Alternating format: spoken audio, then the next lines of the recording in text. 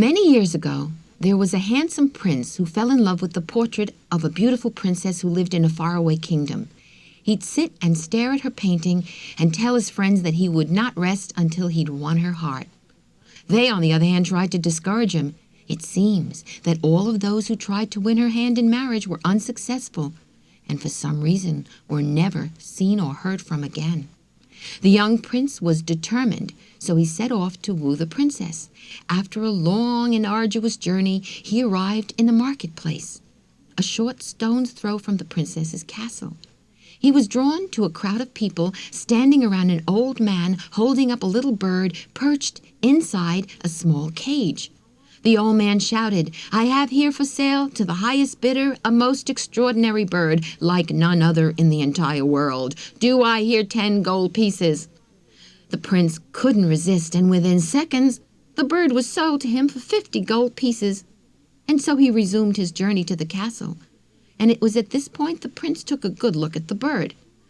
"What's this?" he said out loud. "Some extraordinary bird. Why, it's a plain, tiny, brown sparrow, a spuriiti. I've been cheated out of 50 gold pieces." He was rendered speechless when the bird spoke up. "Take heart, young man. I promise you, you will not regret your purchase, for I shall bring you good luck. Not only do I speak, I understand your language." Delighted beyond belief, the prince tucked the cage under his arm, and in no time at all he was standing before the king, asking for the opportunity to court the beautiful princess. The king was aghast. "What makes you think you can win her heart when so many others have tried and failed?" "I will not fail," the young prince replied. "Young man, my daughter has been silent for 7 long years. She has not uttered one single word, and I warn you, whether you win her heart or not, if you do not succeed in making her speak, you will lose your head, just like all the others who have come before you." "Aha!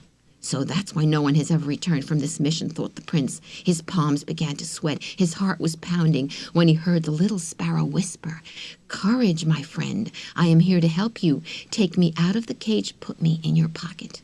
He slipped the tiny sparrow into his vest pocket and followed the king to the royal chamber where the princess was waiting. His eyes fell upon her, and he lost his heart completely. She was even more beautiful than her portrait. "Good day, dear princess," he said politely. But the princess said nothing. "You have till sundown to persuade the princess to speak," said the king. "I will leave you alone with her. Her lady-in-waiting will stand outside the door. When I return at the end of this day and you have not succeeded in making her speak, off comes your head." When the king left the room, the prince was alone with the princess. Well, not quite alone. The little bird was there too. The princess immediately turned her back on the prince and ignored him. The little bird hopped out of the prince's pocket, jumped on his right shoulder, and whispered in his ear, "Don't be afraid. Do what I say, and you will be successful. Place me in that little dulapa, that cabinet hanging on the wall.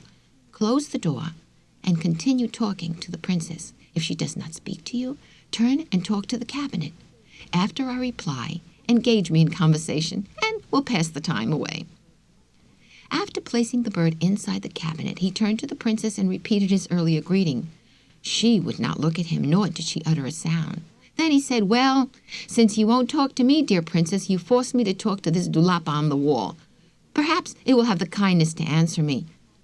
Whereupon he turned to the cabinet and said, "Greetings, cabinet." Imagine how shocked the princess was when the cabinet replied, "Greetings to you, dear prince." Thus the prince and the cabinet began chatting about this and that, while the princess sat in silence, thinking to herself that this surely was the strangest thing she'd ever heard or seen. Finally the cabinet said, "You must be quite bored sitting here with this dull young woman. Why, I have not heard her say as much as one sentence in the past 7 years." Hearing this, the princess frowned and bit her bottom lip to keep from blurting out that she was not in the least bit dull, thank you very much. But she caught herself just in time and said nothing.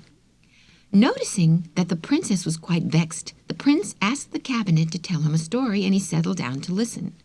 I don't mind telling you that the princess, too, kept her ears open, and before you could say, once upon a time, the 2 young people were swept into the story by the voice coming from the small cabinet. The bird told a tale about 3 brothers. The eldest was a skilled woodcarver. The one in the middle an expert tailor, and the youngest, well, let's just say he had not yet developed any particular talent. Now, to make a long story short, for this particular retelling of the bird's tale, I'll just say that while on that fine evening the brothers were on a camping trip, something mysterious happened.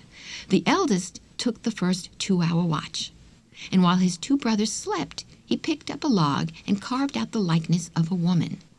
When the middle brother took up the watch, he pulled out a piece of cloth and his sewing kit and fashioned a lovely dress for the woman. Finally, it was the youngest brother's turn to stand guard.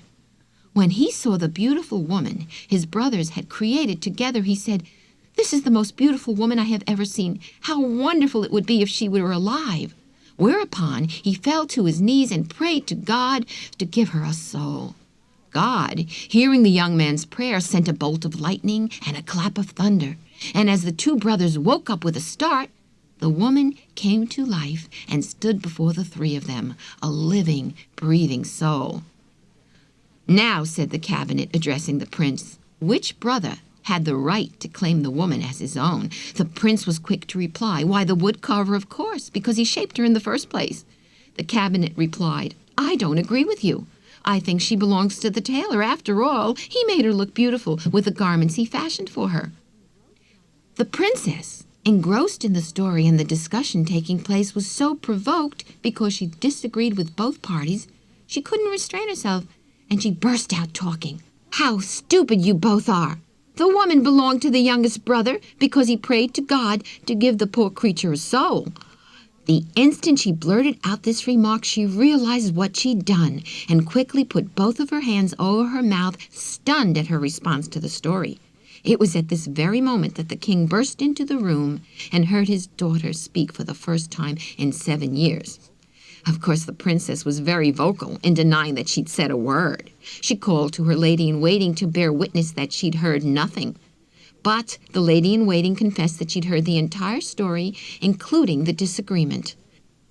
And because this is a fairy tale, it has a very happy ending. You see, the prince placed the tiny sparrow in a gilded cage, married the beautiful princess, and after the wedding, the princess continued to talk as much as any wife has ever talked throughout eternity. And the husband, the wife, and the little sparrow lived happily ever after.